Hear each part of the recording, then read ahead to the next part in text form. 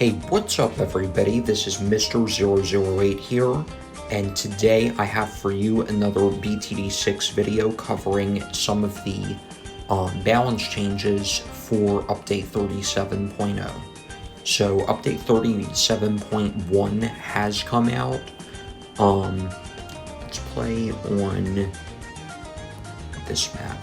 I don't think it matters if I overwrite this game. But yeah, let's play here. So 37.1 did come out recently, and it brought about some bug fixes.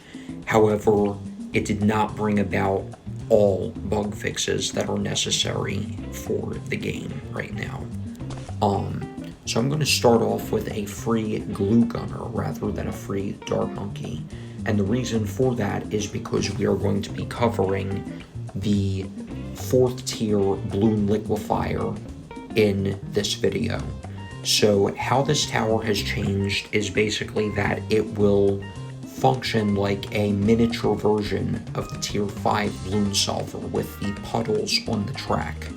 Now, those puddles will only deal 1 damage at tier 4 as opposed to 20 damage at tier 5. So,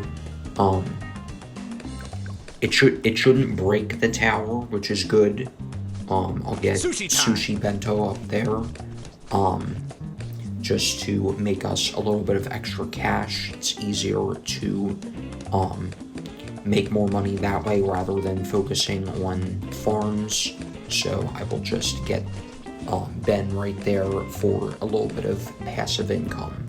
So let's start working towards our Bloon Liquefier here, and I am going to go for the middle cross path, the bigger globs and the glue splatter. And the reason for that is simple.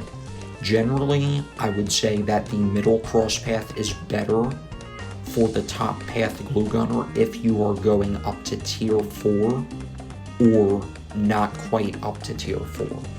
But if you're going up to tier 5, then I would get 502, because the splatter effect and the attack speed are already great enough that you should not have to worry about getting even more of a splatter effect or even more pierce on the tower. So we will be able to see how much stronger this Bloon Liquefier will be in this update, or is in this update, compared to before.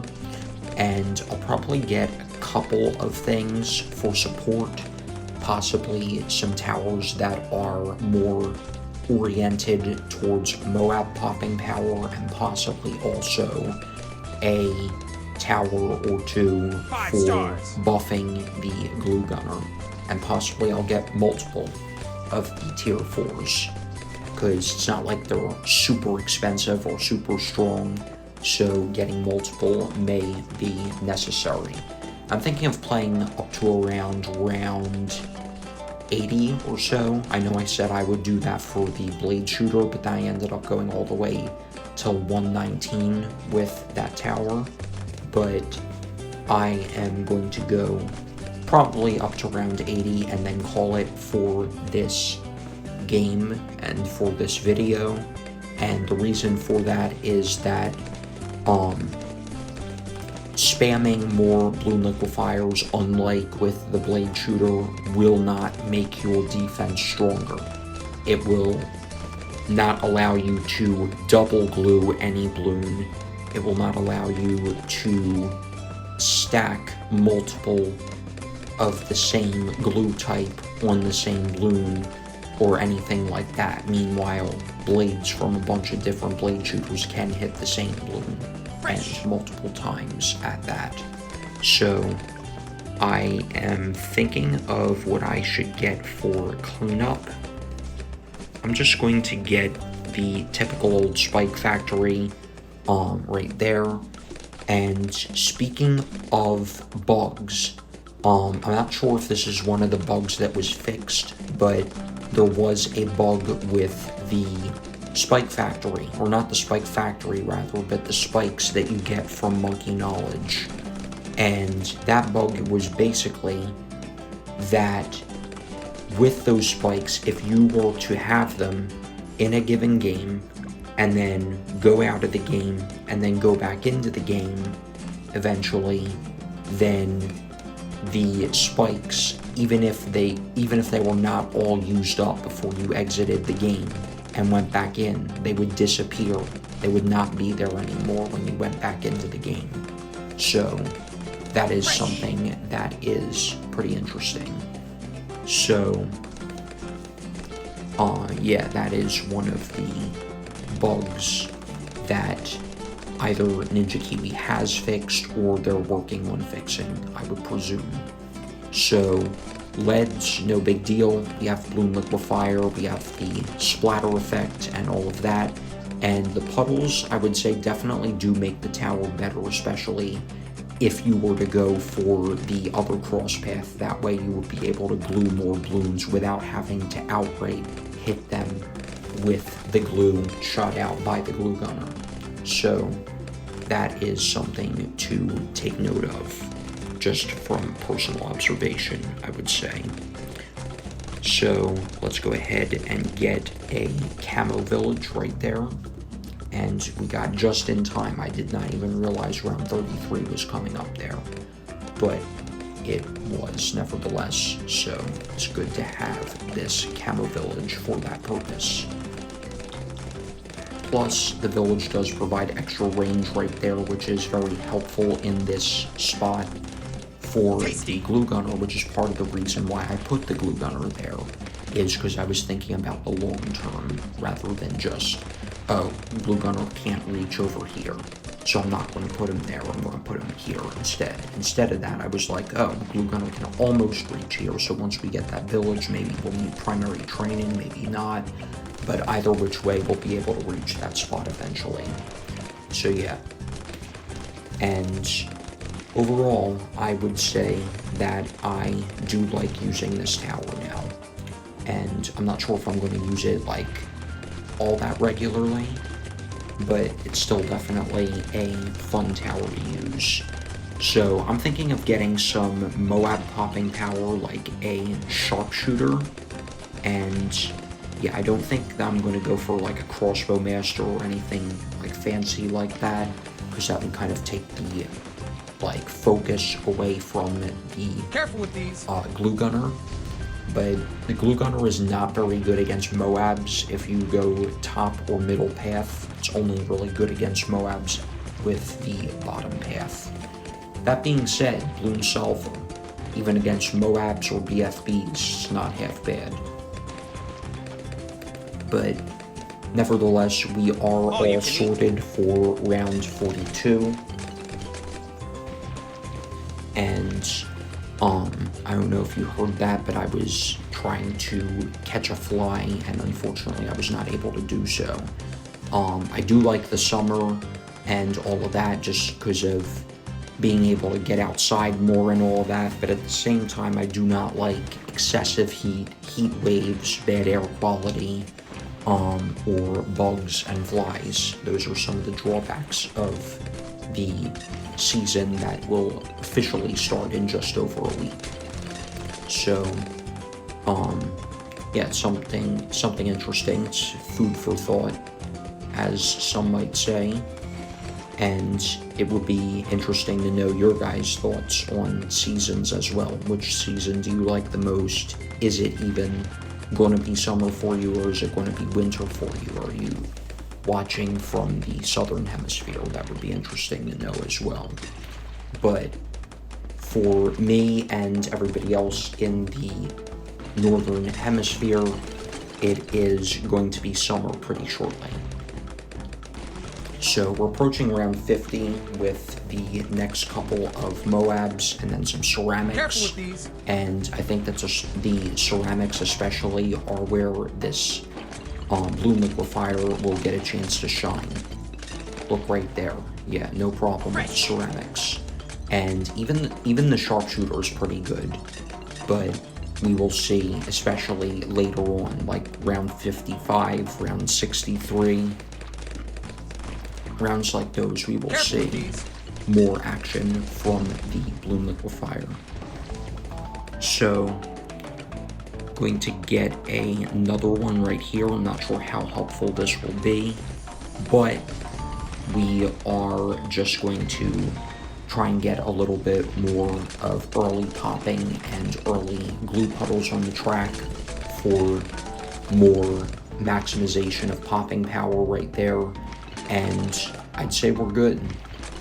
Round 55, no big deal against even the larger ceramic wave towards the end of the round.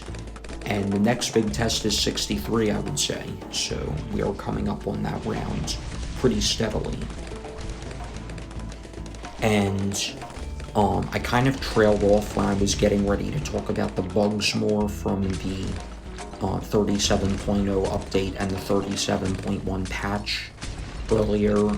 But getting back to that, there were 4 bugs that were officially fixed in 37.1. The first was the degree 99 Paragon crash. That has now been fixed, so that's nice.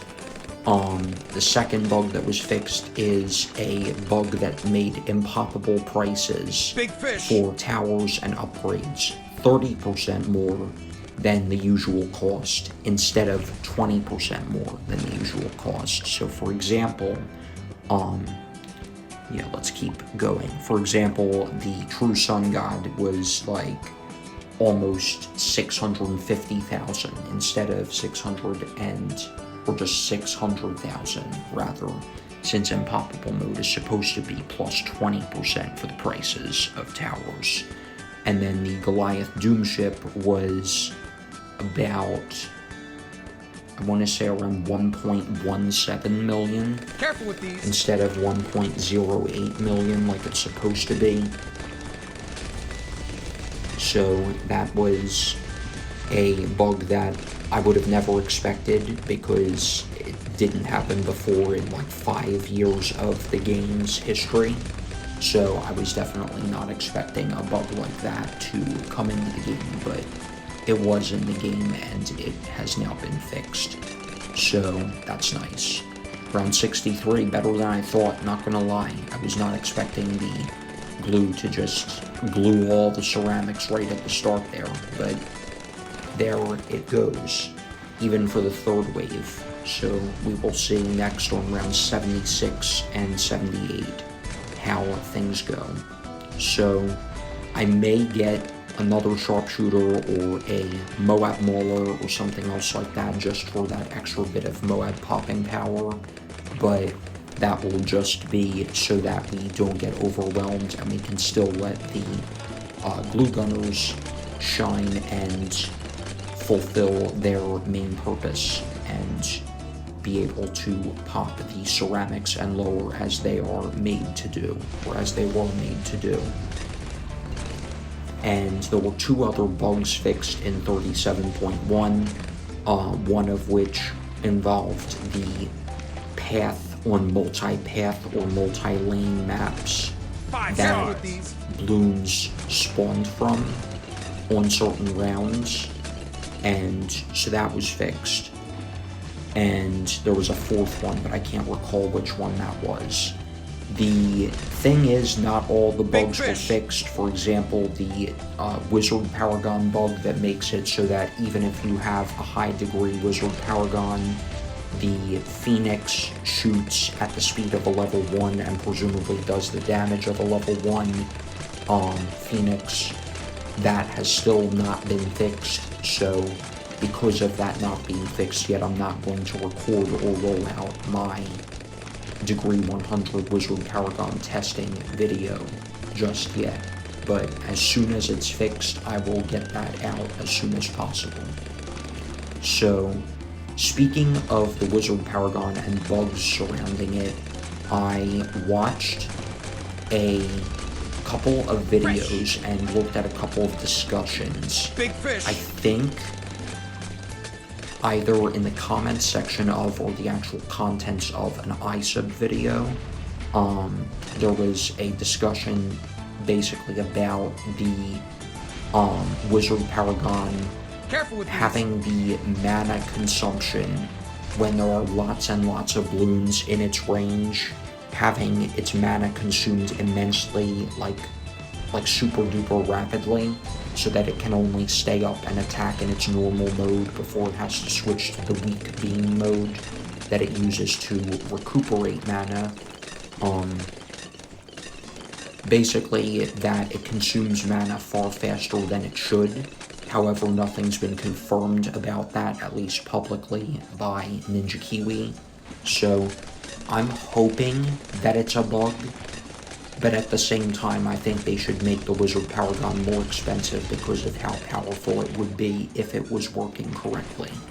Because if it was working correctly, round 200 would be a breeze, and who knows, maybe round 220 or so would be a breeze if the Phoenix was shooting as fast as it was supposed to, not to mention if it was made such that the mana drain is only a couple thousand a second instead of dozens of thousands a second like it is right now. So imagine that, guys. Imagine how strong a correctly functioning Wizard Paragon might be. Big But fish. we will not know that until we see it. I did see footage from early access videos suggesting that the Wizard Paragon, when maxed out, because its Phoenix was working correctly then, got to around round 220, 230-ish. And it's crazy to think about, especially considering it's not even the price of the Ace. Then again, it is micro-intensive, and it does have 2 abilities, so that is something that some may say makes it balanced rather than overpowered, but I don't know.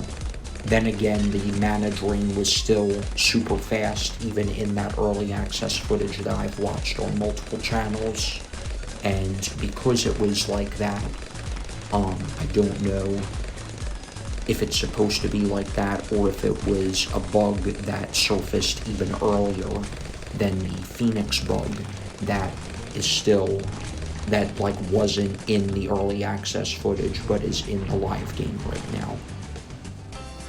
So here's round 79. Just to speed things up a little bit, I am going to get a Moab Mauler right here. No, not right there. Right here, as soon as I can get it in range of the village.